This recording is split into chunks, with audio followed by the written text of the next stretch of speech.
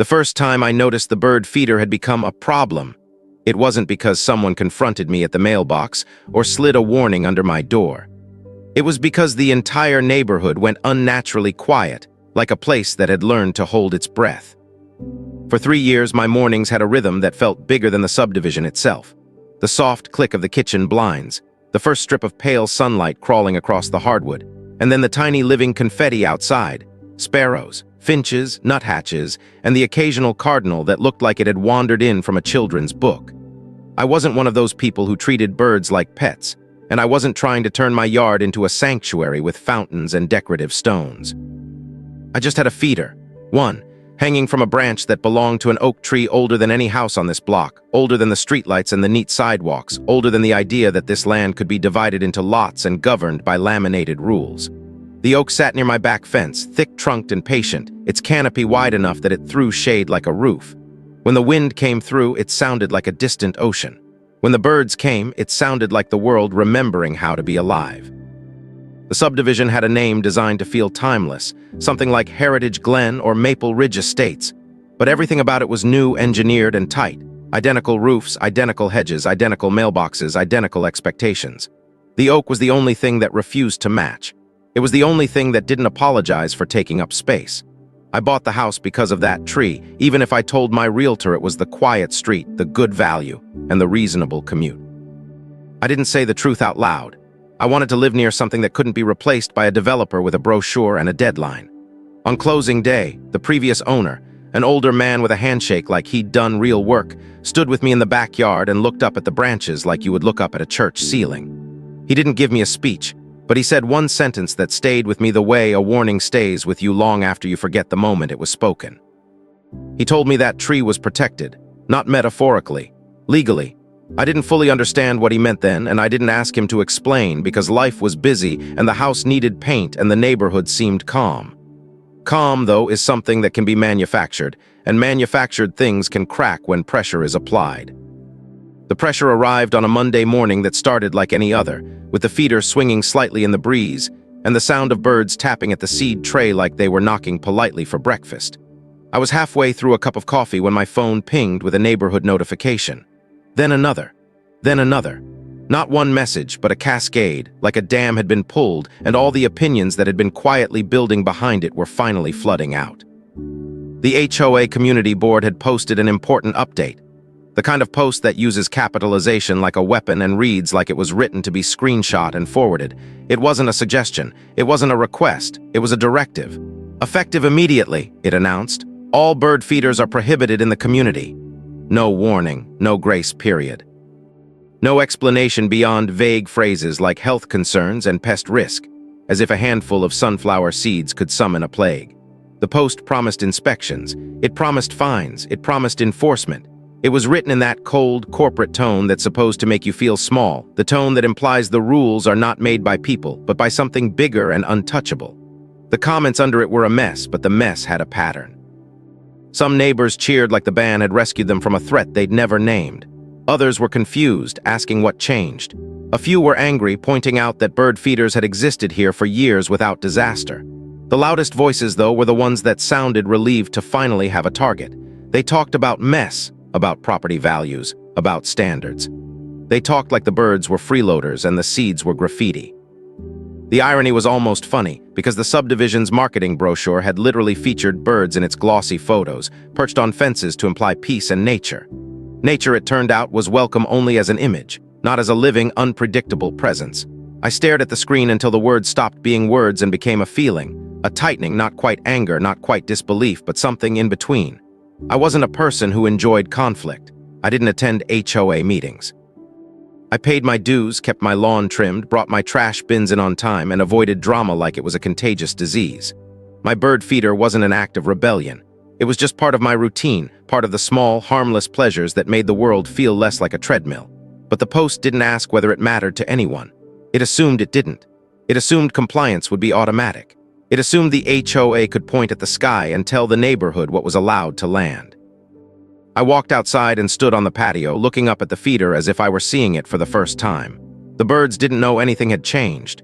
A finch hopped to the edge and tilted its head, as if waiting for me to refill the seed. The oak's leaves shivered in the morning light. The feeder looked ridiculous as a symbol of conflict, like a toy that had been drafted into a war. Somewhere down the street, a garage door rumbled, and the sound reminded me that this neighborhood ran on routines too, routines that could be weaponized when someone decided they were in charge of everyone else's comfort. I told myself I would wait. I told myself maybe the HOA would clarify. Maybe it was about a specific kind of feeder. Maybe it was about people leaving seed piles on the ground. Maybe there had been complaints. Maybe it would blow over. But the notifications kept coming, and the tone of the neighborhood shifted as the day went on, like people were suddenly watching each other with new interest. On my lunch break, I took a walk around the block, partly to clear my head and partly to see if I was the only one being targeted by this sudden obsession. I was. I saw feeders already missing from a few porches, the hooks empty like broken promises. I saw one neighbor loading a decorative bird bath into the trunk of their car, as if they feared that would be next. I saw another neighbor arguing on the phone in the driveway, gesturing toward a tree with an empty hanger. It wasn't just a rule, it was a purge. The HOA had found something easy to enforce, something visible, something that let them feel powerful without taking on a real issue. And because it was about pests, they could dress it up as a public good. By the time I got back home, the first official notice had arrived in my email, formatted like a legal document and signed by the HOA board president. The name at the bottom was one I recognized from the little dramas that occasionally reached my ears. A woman who treated the neighborhood like a stage and herself like the director. People called her Karen behind her back, but I wasn't interested in the label. I was interested in the certainty in her words, the way she wrote as if she owned not just the neighborhood but the air above it. The email cited community standards, uniform appearance, and environmental concerns. It referenced a clause in the bylaws about objects attracting wildlife. It claimed bird feeders were encouraging nuisance activity. It ended with a sentence that felt less like policy and more like a threat. Non-compliance will result in escalating fines and potential legal action. Legal action over birdseed. I laughed once, a short sound that had no humor in it, and then the laugh died in my throat because I realized how serious they were. HOAs thrive on escalation. They don't want to solve problems, they want to win. They want to prove they can push until you give in, because every person who gives in makes the next push easier. I went inside and pulled out the folder I kept for house documents, warranties, receipts, closing paperwork, the kind of adult clutter that only matters when something breaks. I hadn't touched it in months. I flipped through pages until I found the property description from closing, the survey map, and the little stack of disclosures that came with the house like fine print glued to your life. That was when I saw it again, the thing I had skimmed and forgotten because it seemed like trivia at the time, a mention of a heritage tree. A note about a recorded designation, a reference number that looked like it belonged to a database. The oak, my oak, protected, legally. I sat down at the kitchen table and read the sentence 3 times slowly, the way you read something when you're trying to make sure you're not imagining it. The wording wasn't dramatic, it was dry and official. It didn't say majestic or ancient.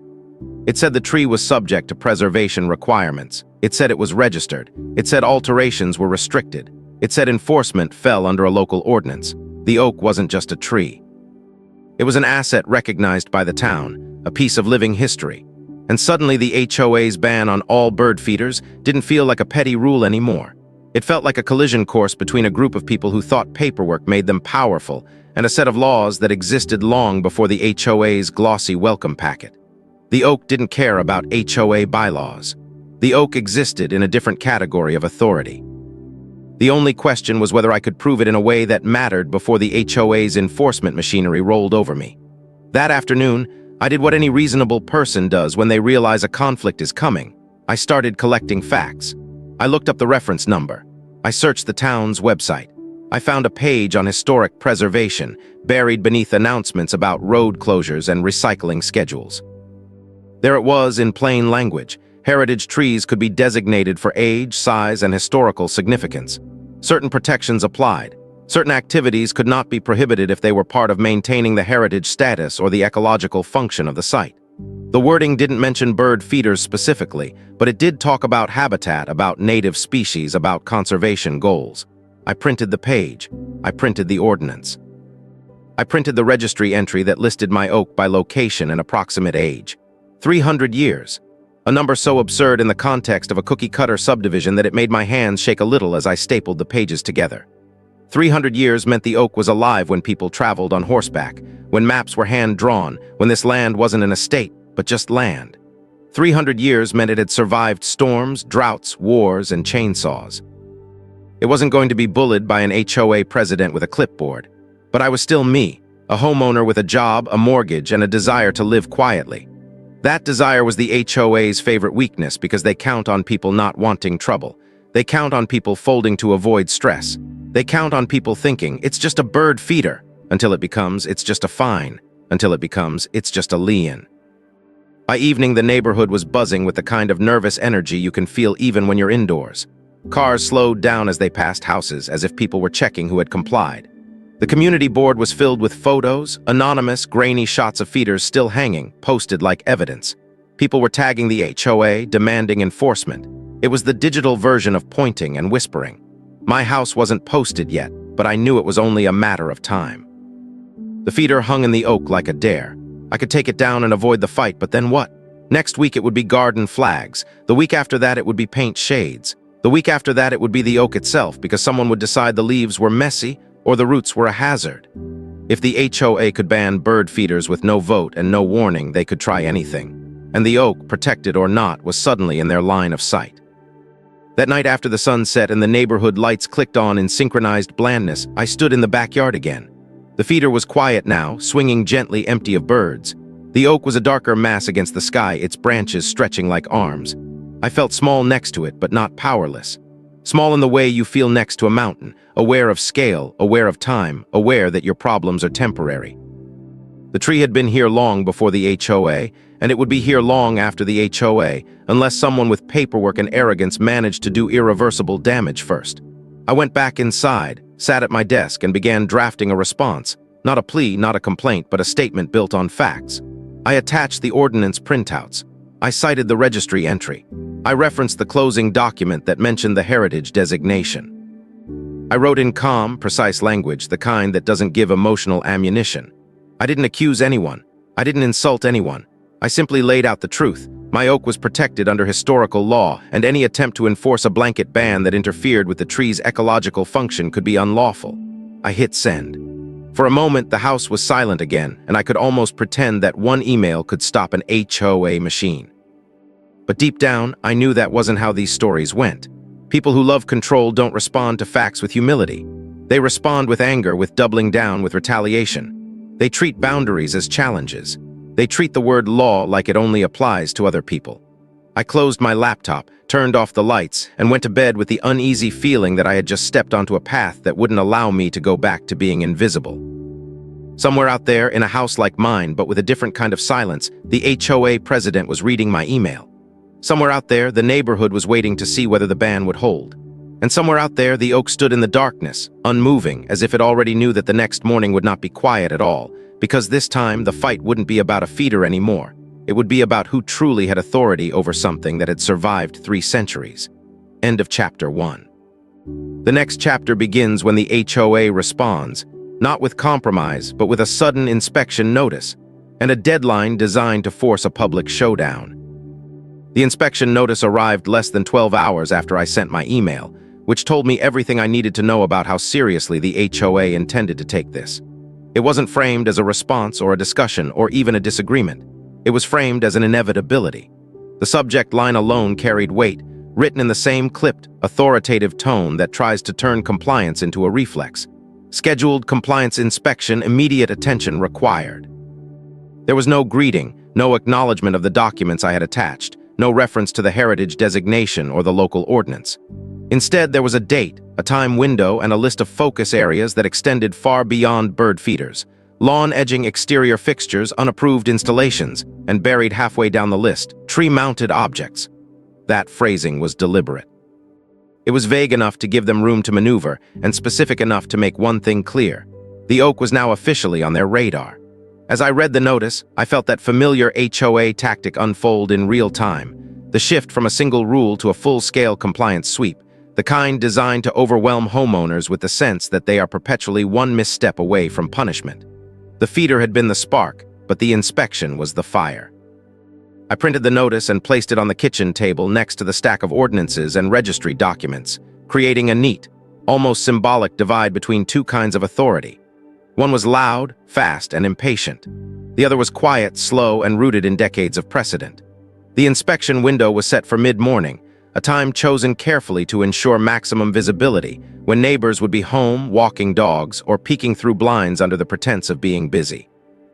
HOAs understand optics. They know that embarrassment is a powerful enforcement tool, sometimes more effective than fines. If they could make an example out of me, they could scare everyone else into compliance without ever needing to justify the rule itself. That morning, the neighborhood felt different before the inspectors even arrived. The usual sounds, the hum of lawn equipment, the distant bark of a dog, the low murmur of traffic, were layered with something sharper, a sense of anticipation that clung to the air. I noticed curtains twitching as I moved through the house, and I realized that the story had already started circulating, stripped of nuance and loaded with assumptions. In HOA communities, information doesn't travel, it mutates. By the time it reaches the third person, it's no longer about what happened, but about who is at fault. I was already being cast in a role, whether I liked it or not. The homeowner who wouldn't comply, the one who thought the rules didn't apply, the one causing trouble. The fact that my stance was based on law, not defiance, was irrelevant to people who equated obedience with virtue. When the inspectors finally arrived, they came not as individuals but as a unit, wearing matching polo shirts with the HOA logo embroidered just large enough to be unmistakable. Clipboards in hand, they moved with the confidence of people who expected doors to open and heads to nod. They didn't knock so much as announce themselves, rapping sharply and stepping back as if already prepared to note a violation. I opened the door calmly, because calm unnerves people who expect resistance. They scanned past me immediately, eyes moving not like guests but like auditors, cataloging surfaces and angles, already calculating where power could be applied. Without a word, they began their process, circling the property with practiced efficiency, jotting notes, pointing subtly at things that might later become issues. It was clear this inspection was not reactive, it was punitive. They weren't there to verify compliance with a single rule. They were there to assert dominance. I followed them at a distance, letting them work, because interrupting would only feed the narrative they wanted to build.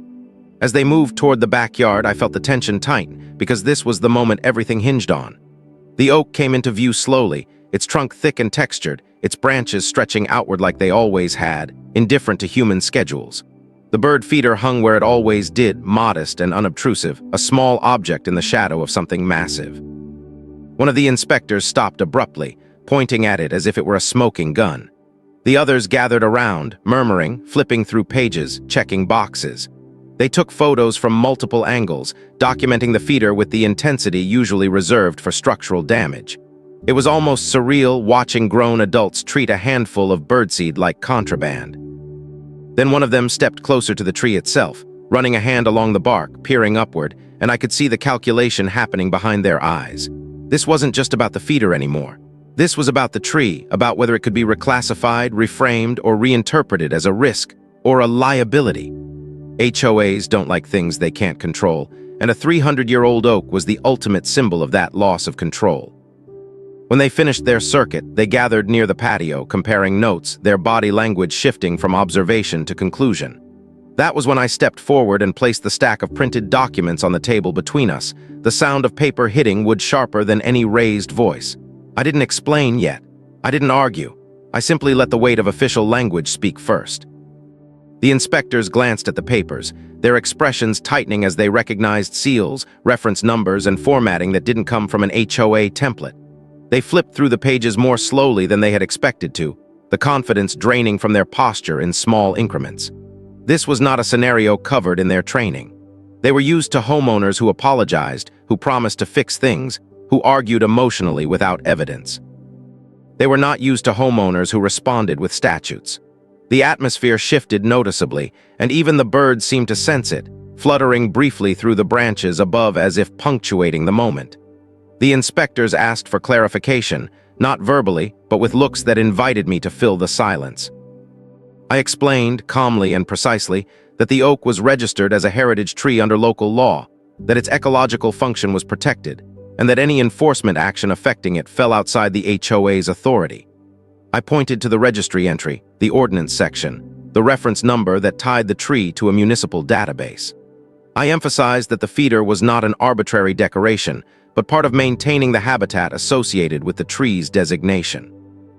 I didn't raise my voice. I didn't accuse them of overreach. I simply stated facts. Facts have a way of making power uncomfortable because they introduce accountability. One inspector nodded slowly, clearly processing the implications. Another frowned, flipping back and forth between pages as if hoping to find a loophole hidden in the margins.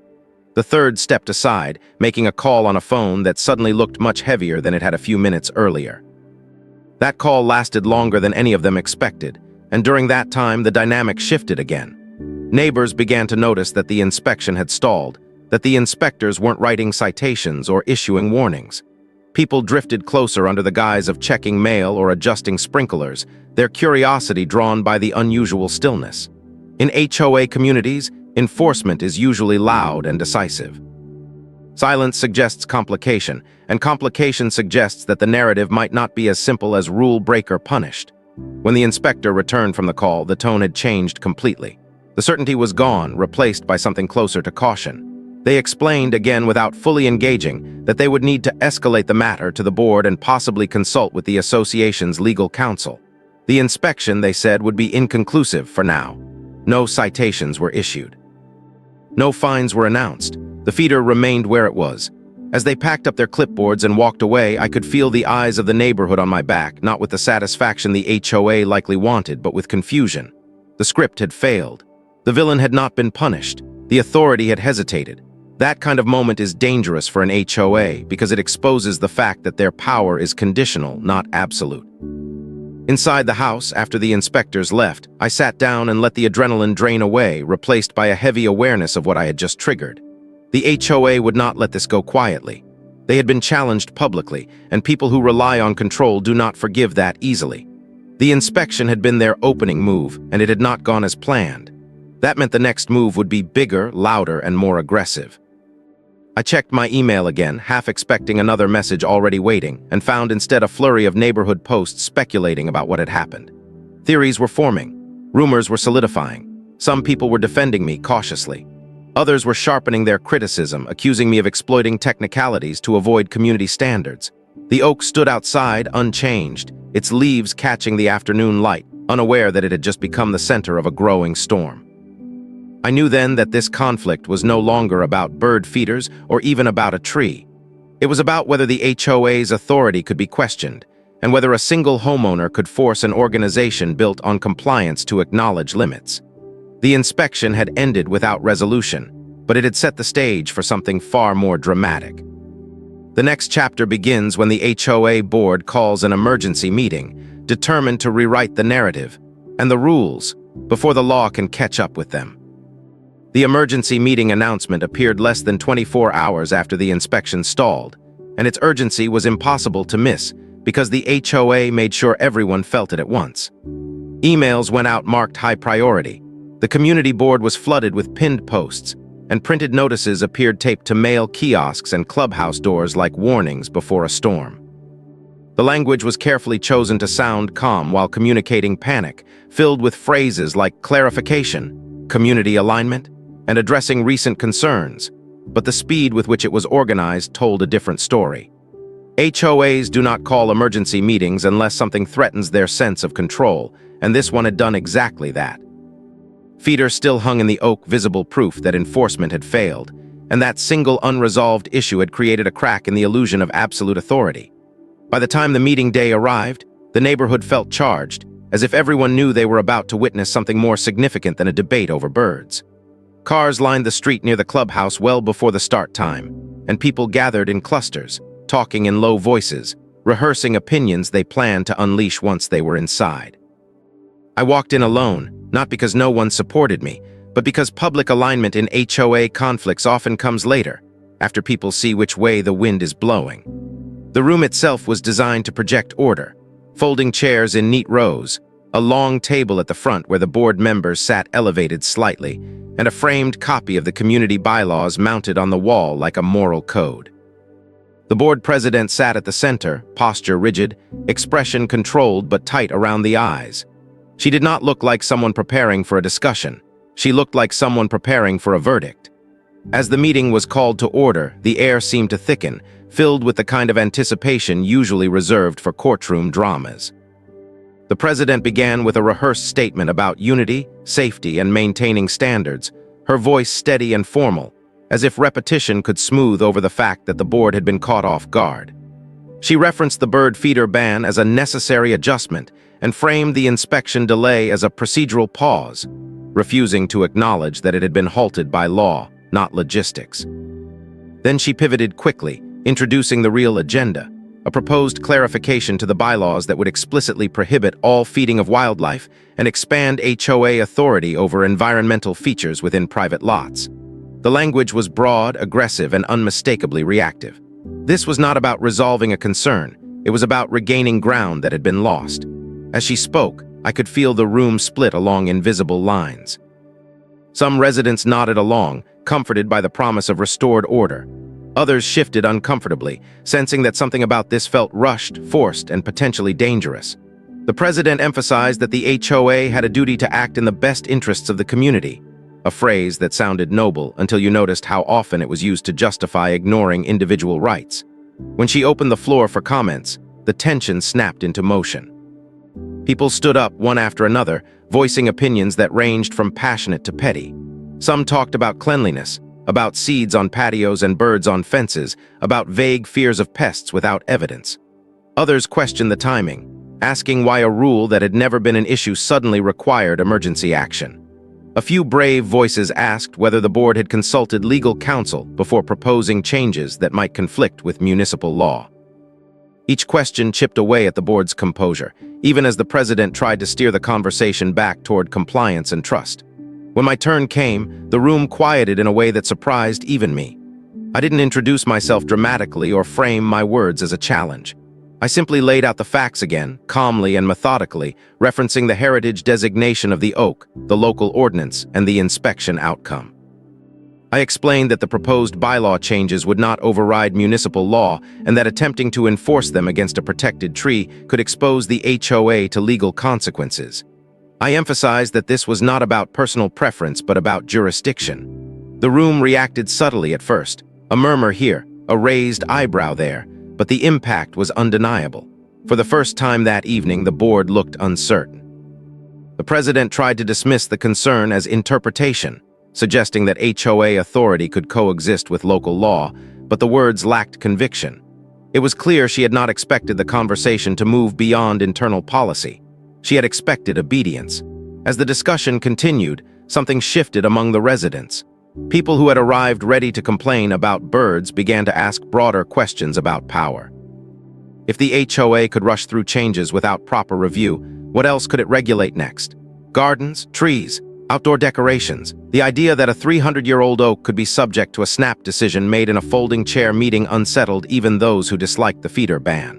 The president attempted to regain control by announcing that the board would vote on the proposed clarification at the end of the meeting, framing it as a decisive step forward. That announcement landed poorly. The room buzzed with discomfort, and for the first time the board faced visible resistance not from one homeowner, but from many. When the vote finally happened, it was tense and hurried, and while the board technically passed the clarification due to their internal majority, the victory felt hollow. Applause was sparse and uncertain, drowned out by the realization that passing a rule did not make it enforceable. The meeting adjourned with forced smiles and vague promises of follow-up, but no one left feeling resolved. Outside, under the glow of streetlights, conversations continued in small groups, quieter but more serious than before.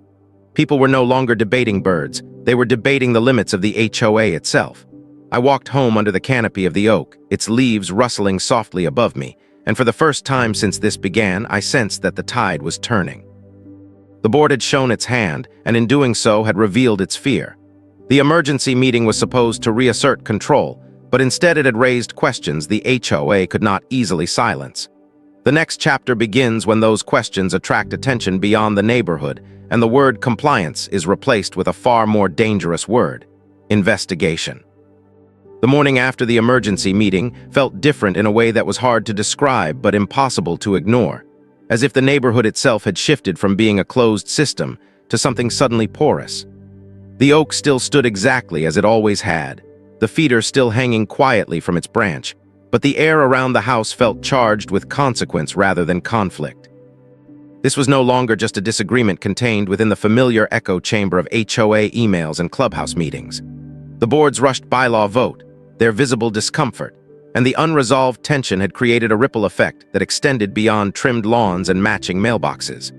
People who had never questioned the HOA before were now rereading bylaws, scrolling through municipal websites late at night, and quietly messaging each other with links and screenshots.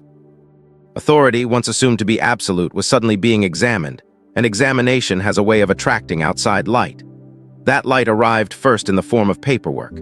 2 days after the meeting, a formal letter appeared in my mailbox, not from the HOA, but from the city's Department of Urban Forestry and Historical Preservation. The envelope was plain, the language inside careful and procedural, but the implication was enormous.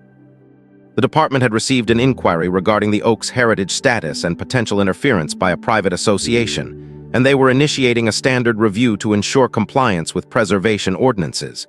No accusations were made. No sides were taken. It was simply stated that when a registered heritage asset is involved, oversight is mandatory. The timing made it obvious where the inquiry had originated, even if the letter never said it outright. The HOA's attempt to consolidate power had backfired, triggering a process they could not control. That letter changed everything because it reframed the conflict entirely. Until now, the HOA could pretend this was an internal matter, a difference of interpretation between neighbors and a board. A municipal review stripped away that illusion. This was no longer about community standards. It was about whether a private organization had overstepped its legal boundaries.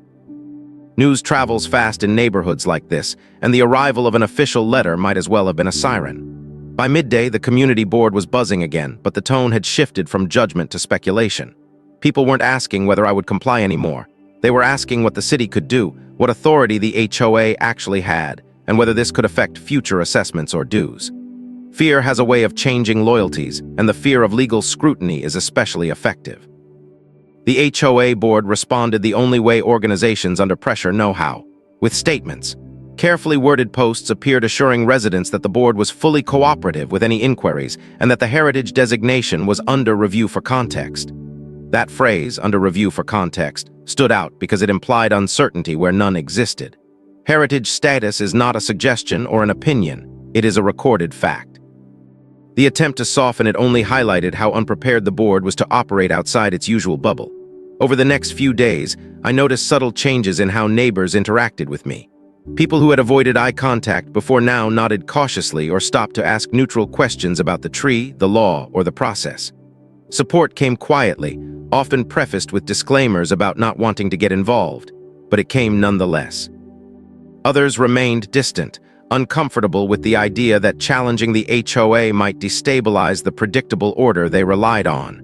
What united everyone, though, was uncertainty. The board no longer seemed invincible, and that uncertainty was contagious.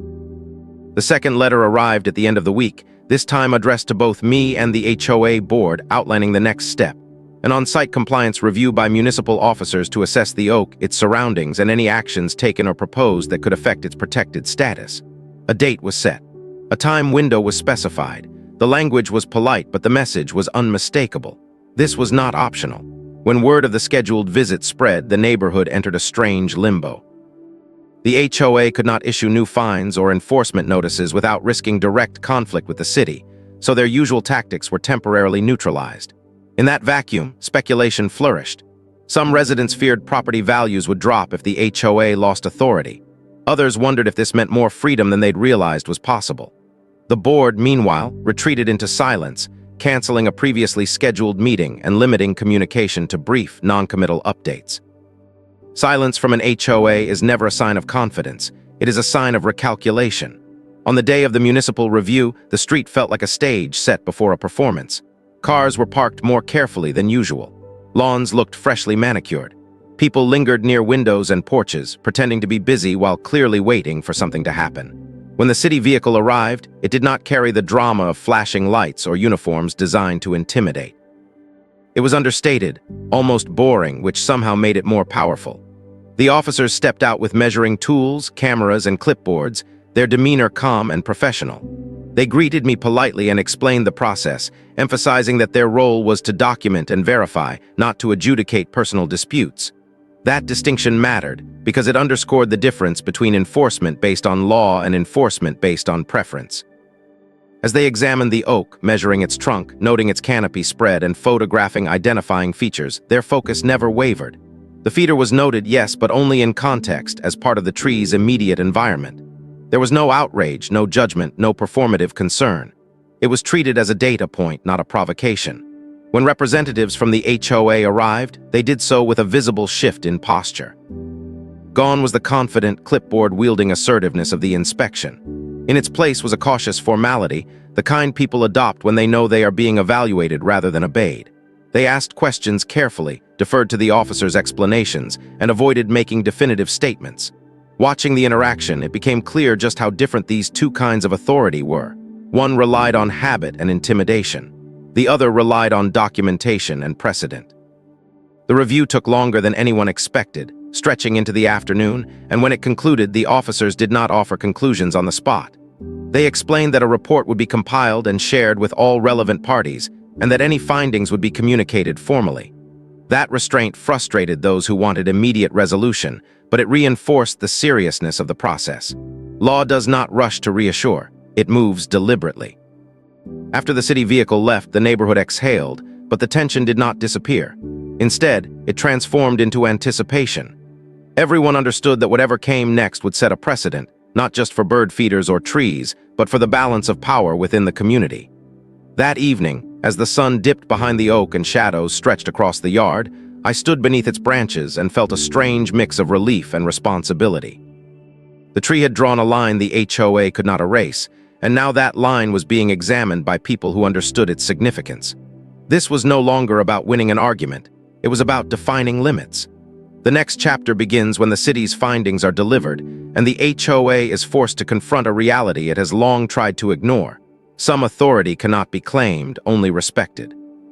The city's findings did not arrive with drama, but their impact rippled through the neighborhood with more force than any emergency meeting ever had.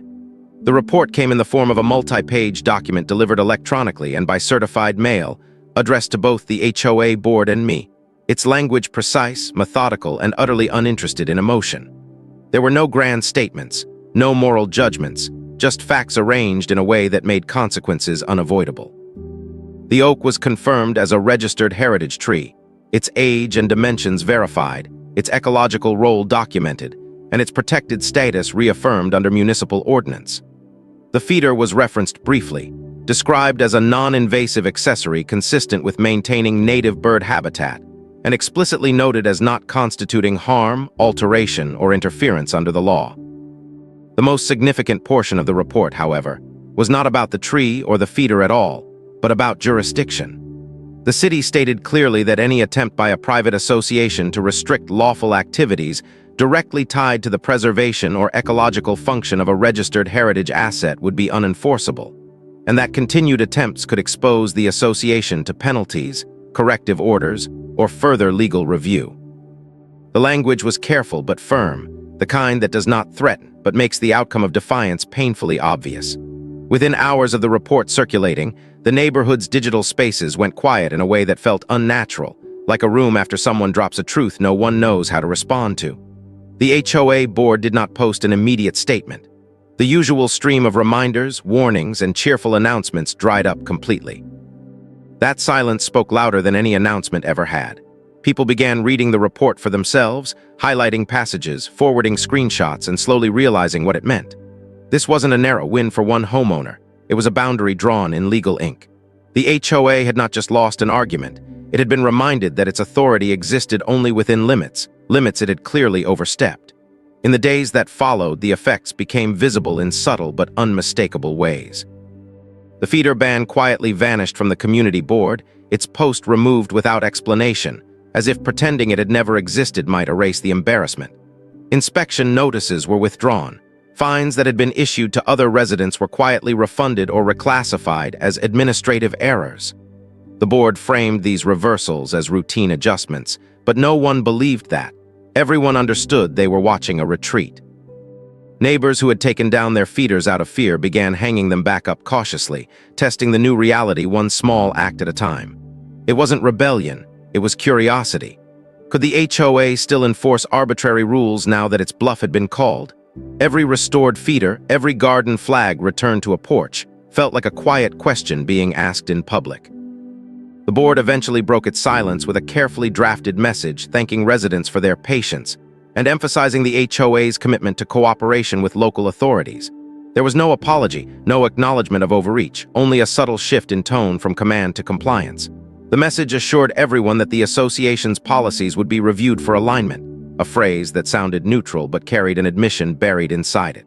Alignment meant adjustment. Adjustment meant concession. The board president, once so confident behind the long table at the clubhouse, became noticeably absent from public view. Her name still appeared on official documents, but she no longer dominated discussions or issued proclamations. Power, once exposed as fragile, is difficult to wield with the same bravado. The most interesting change, however, happened among the residents themselves. Conversations that had once been limited to surface-level complaints began to deepen. People talked about bylaws they had never read, about rules they had accepted without question, about how easily comfort had turned into complacency. The oak became a symbol not because it was old or impressive, but because it had forced a pause, a moment where the community had to look at itself and ask whether order was being confused with control. I noticed more people walking past my yard, stopping briefly under the tree's shade, looking up at its branches with something like respect. The feeder, once treated as a nuisance, now blended back into the background of daily life, its controversy dissolved by clarity. Still, the story did not end cleanly, because organizations like HOAs rarely accept loss without attempting to reassert themselves in quieter ways. Subtle changes began appearing in draft policy updates, language tweaked to sound cooperative while preserving as much authority as possible. The board proposed forming a review committee to reassess environmental guidelines, inviting resident participation in a way that felt less like inclusion and more like damage control. They wanted to regain trust without surrendering influence, to reframe the narrative from overreach to collaboration. Whether that effort would succeed remained uncertain, but one thing was clear: the dynamic had changed permanently. The oak had done what no angry speech or viral post could have done. It had anchored the conflict in something larger than preference, something measured in centuries rather than meeting minutes. One evening, as I stood beneath its branches watching birds settle in for the night, I realized how close this community had come to letting convenience override law, how easily silence could have allowed power to expand unchecked. The report had stopped that expansion, not through outrage, but through clarity.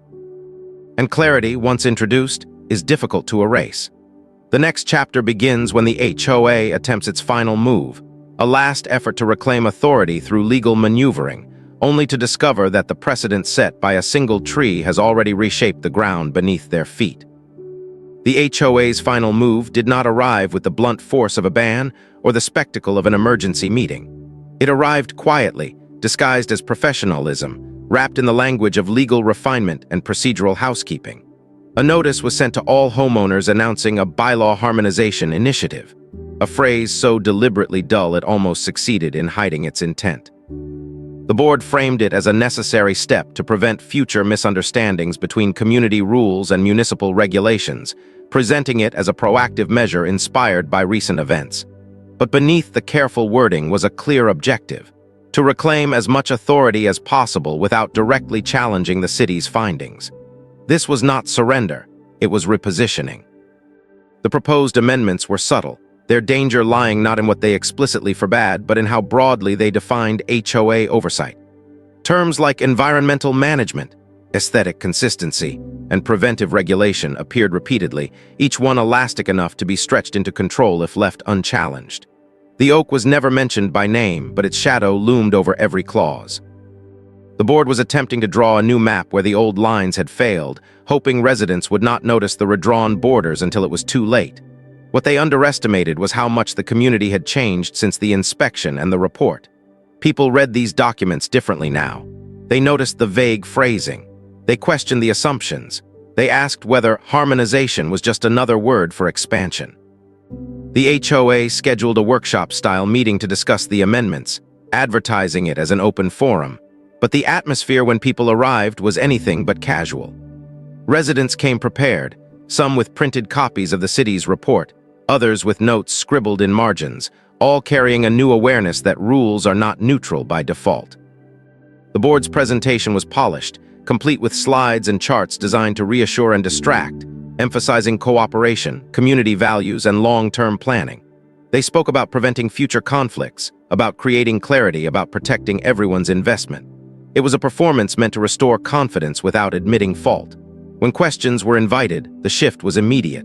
Residents asked how these amendments differed from the overreach already identified by the city. They asked what safeguards existed to prevent misuse of broadly defined powers. They asked whether legal counsel had reviewed the language in light of the recent findings. Each question tightened the room, pulling it further away from the board's script. The answers, careful and non-committal, failed to calm anyone. The board could sense it too, that familiar imbalance returning, the realization that authority is only as strong as the willingness of others to accept it. Outside the meeting room, conversations grew sharper, more confident. People compared notes, shared interpretations, and slowly formed a consensus that this was not a moment to be passive. The oak had taught them that silence carries consequences, and many were unwilling to repeat that mistake. A small group of residents began discussing independent legal advice, not to attack the HOA, but to understand their own rights more clearly. That idea spread quickly, fueled by the understanding that knowledge had been the decisive factor all along.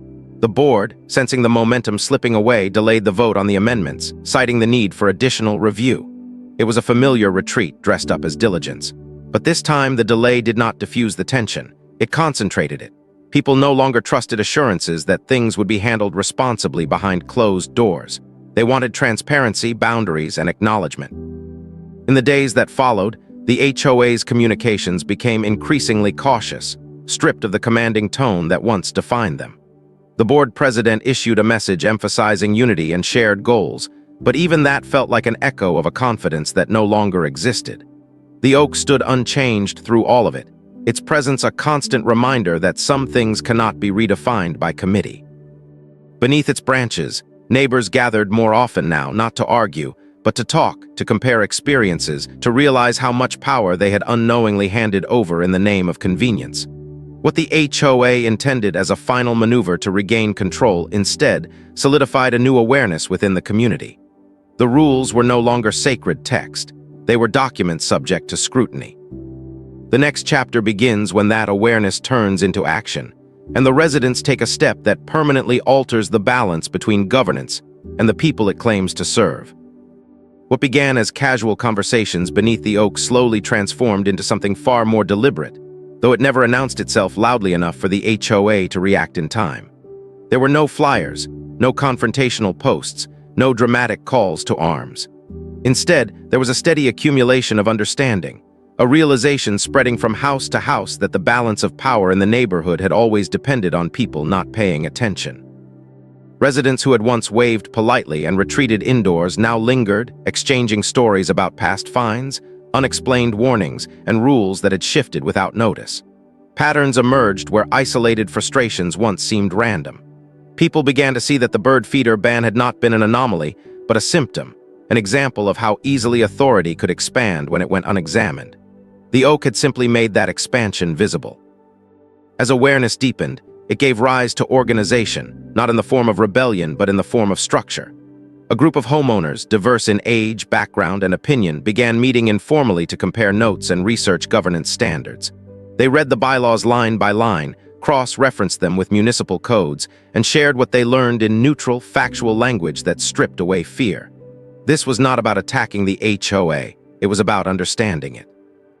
The more they learned, the clearer it became that many enforcement practices relied on ambiguity rather than authority, on assumption rather than mandate. That realization was empowering in a quiet, unsettling way.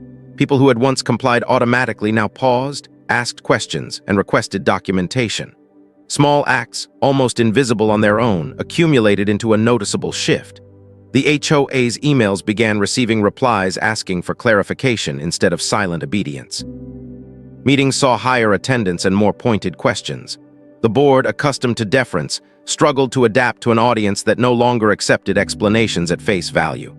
The oak, still standing, still feeding birds, became a kind of reference point, not because it was mentioned, but because everyone understood what it represented. It was proof that limits existed, that authority could be challenged without chaos, and that doing so could actually strengthen a community rather than fracture it. As the collective confidence grew, so did the sense of responsibility. Residents understood that this awareness could not remain informal forever if it was to have lasting impact. Discussions began about participation in board elections, about amending bylaws through proper channels, about ensuring transparency rather than reacting to overreach after the fact. These conversations were cautious but determined, grounded in the understanding that change achieved quietly is often more durable than change forced loudly. The HOA board sensed the shift long before it could measure it. Their communications became increasingly restrained, their initiatives slower, more tentative. The once familiar rhythm of command and compliance had been disrupted, replaced by something unpredictable: engagement. For an organization built on routine enforcement, engagement was far more difficult to manage. Each question required an answer. Each answer created a record. Each record reduced flexibility. The ground beneath the HOA had not collapsed. It had solidified in a way that no longer allowed easy manipulation. Walking through the neighborhood now felt different, not because conflict lingered, but because something fundamental had changed. People smiled more easily, spoke more openly, and looked less guarded. The oak's shade felt less like a refuge and more like a gathering place, a silent witness to the fact that the community was redefining itself not through confrontation, but through participation. The next chapter begins when this collective resolve reaches a tipping point, and the HOA is forced to face a future where authority must be earned openly rather than assumed quietly. The tipping point arrived not with outrage or scandal, but with a calendar date, quietly circled by people who now understood what it represented. The annual HOA election had always been a formality in this neighborhood, a low-attendance event where incumbents ran unopposed and proxies carried decisions made long before anyone entered the room. This time was different. Awareness had matured into intention, and intention had found a lawful outlet. Conversations that once ended with complaints now ended with plans, with residents realizing that the structure they had felt trapped inside was the same structure that allowed them to reshape it. Notices went out announcing the election, and for the first time in years, the agenda did not feel predetermined. Multiple homeowners submitted their names for open board seats, not as a coordinated slate, but as individuals motivated by the same understanding. Authority without accountability had consequences, and accountability required participation. The HOA board attempted to maintain the familiar tone of routine, emphasizing continuity and stability, but the language rang hollow against the visible increase in engagement. People asked about voting procedures, quorum requirements, and proxy rules, questions that revealed how closely the process was being watched. On the day of the election, the clubhouse filled beyond capacity, forcing chairs to be added and doors to remain open, the murmur of conversation spilling out into the hallway. The oak's influence was never mentioned, yet it hovered over the room like a shared memory, a reminder of how easily power had been assumed and how deliberately it was now being examined. When ballots were distributed, the atmosphere was serious rather than celebratory, as if everyone understood the weight of the moment. Votes were cast carefully, deliberately, with a level of attention that surprised even those who had advocated for engagement. The counting process, once rushed and unquestioned, was conducted slowly under watchful eyes, each step observed and confirmed. When the results were announced, they did not signal a dramatic overthrow, but they did mark a clear shift. Incumbents retained some seats, but new voices entered the board, individuals known for asking questions rather than issuing directives. The board president's position, once unchallenged, changed hands, not through confrontation but through arithmetic. Applause followed, restrained but sincere, carrying less triumph than relief. This was not about winning, it was about resetting expectations. As people filed out of the clubhouse, the mood felt lighter, not because conflict had vanished, but because it had been transformed into process. Walking home under the oak's branches that evening, I realized that the tree had never needed to fight for its place. It had simply existed long enough to outlast assumptions. The election did the same for the community, proving that quiet participation could alter dynamics more effectively than resistance ever could.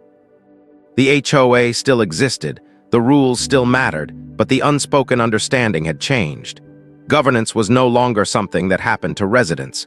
It was something they actively shaped.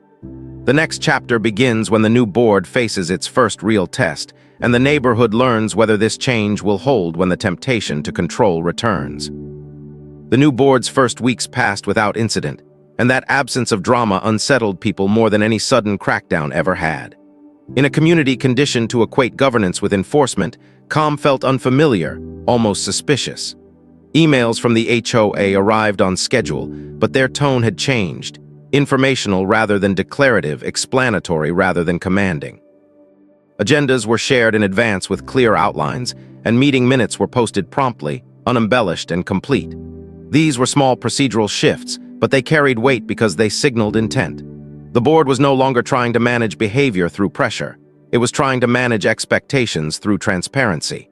That approach was put to the test sooner than anyone anticipated, when a complaint surfaced that would have once triggered immediate action. A homeowner on the far end of the neighborhood submitted a formal concern about a series of large planters installed along a driveway, arguing they disrupted visual uniformity and created a potential hazard. In the past, such a complaint would have moved swiftly through the enforcement pipeline, generating notices, deadlines, and fines before the homeowner could even understand what was happening. This time, the board paused. Instead of issuing a citation, they requested context, asking for photos, measurements, and the specific bylaw provisions being cited. They invited the homeowner who installed the planters to submit their own explanation. It was a process-driven response, and it confused people accustomed to faster, harsher outcomes. Word spread quickly that the board was taking its time, a phrase that carried both hope and skepticism. The meeting where the issue was discussed drew an unexpectedly large crowd, not because the planters mattered to everyone, but because what they represented did. This was the first real opportunity to see whether the lessons learned from the oak would hold when the temptation to assert control resurfaced. The discussion unfolded deliberately, with board members referencing bylaws openly, acknowledging ambiguities, and admitting where interpretation was required rather than pretending certainty. Residents listened closely, some impatient for a decisive ruling, others relieved by the absence of hostility. When the board ultimately concluded that the planters did not violate any clear standard and posed no demonstrable risk, the reaction was telling. There was no applause, no celebration, just a quiet acceptance that felt almost revolutionary. The decision was not about siding with one person over another. It was about honoring the process. That moment recalibrated expectations in a way no speech could have. People began to understand that restraint was not weakness, and that governance could exist without constant assertion. Still, the shift was not universally welcomed.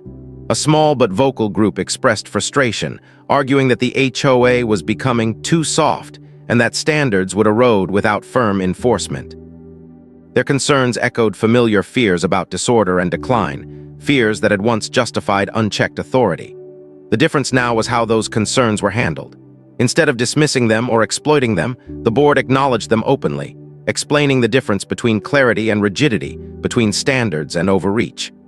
They emphasized that consistency would come from defined rules applied evenly, not from reactionary decisions driven by individual complaints. This explanation did not satisfy everyone, but it reframed the conversation, moving it away from emotion and toward structure. The Oak's presence lingered in these discussions, unspoken but influential. It had taught the community that longevity and stability are not achieved through constant correction, but through respect for boundaries. People noticed how the neighborhood felt less tense, how interactions were less guarded, how compliance was becoming voluntary rather than coerced. That shift had consequences. Residents began addressing minor issues directly with each other instead of escalating them immediately to the HOA, rediscovering a level of neighborly communication that had been eroded by years of formal enforcement. The board, in turn, found itself mediating less and listening more, a role that required patience rather than authority. Not every challenge was resolved smoothly. There were moments of friction, misunderstandings, and lingering distrust, especially from those who had benefited from the old system's predictability. But even those moments were handled differently, with an emphasis on documentation and dialogue rather than punishment. The first true test of the new board was not whether it could enforce rules, but whether it could resist the impulse to do so unnecessarily. By choosing deliberation over dominance, the board demonstrated that power could be exercised through restraint, a concept that took time to sink in but gradually reshaped the community's expectations. Walking beneath the oak one evening, watching birds settle into its branches as they always had, I realized how much the neighborhood's identity had shifted without dramatic markers. There were no banners announcing change, no formal declarations of reform. There was simply a growing understanding that authority derived from trust behaves differently than authority derived from fear. The tree had not just protected itself, it had exposed a truth about governance that extended far beyond its roots. The next chapter begins when that truth is tested one final time, as the community confronts an external challenge that will reveal whether the changes it has made are temporary adjustments or a lasting transformation. The final test arrived quietly, without the internal drama that had defined so much of the previous conflict, and that was precisely what made it decisive. Months after the election and the first cautious successes of the new board, an external development proposal surfaced on land bordering the neighborhood, a plan that threatened to alter traffic patterns, remove mature trees, and change the character of the area in ways no HOA rule could prevent. In the past, such news would have triggered panic within the board, followed by hurried statements asserting authority where none existed, and a scramble to control resident reaction through reassurance rather than action. This time, the response was different from the beginning. Instead of issuing directives, the board shared the information transparently, outlining what was known, what was uncertain, and where the HOA's authority ended. They invited residents to participate not as subjects, but as stakeholders, encouraging attendance at municipal hearings and sharing resources for public comment. It was a subtle but profound shift, one that revealed how deeply the lessons of the oak had been absorbed. The community responded with measured concern rather than fear, organizing carpools to town meetings, sharing research, and coordinating respectfully with local officials. The HOA did not position itself as the sole defender of the neighborhood. It acted as a conduit, amplifying resident voices rather than replacing them. That approach earned trust in a way no enforcement ever had. When the development plans were ultimately revised to preserve key environmental features and address traffic concerns, there was no single moment of triumph, no sense of victory over an enemy. There was simply relief and a shared understanding that collective action grounded in clarity had worked. Walking through the neighborhood afterward, it was impossible not to notice how ordinary everything felt and how extraordinary that ordinariness actually was. The oak still stood, its branches spreading shade across the yard, birds moving in and out of its canopy with the same unbothered rhythm they always had.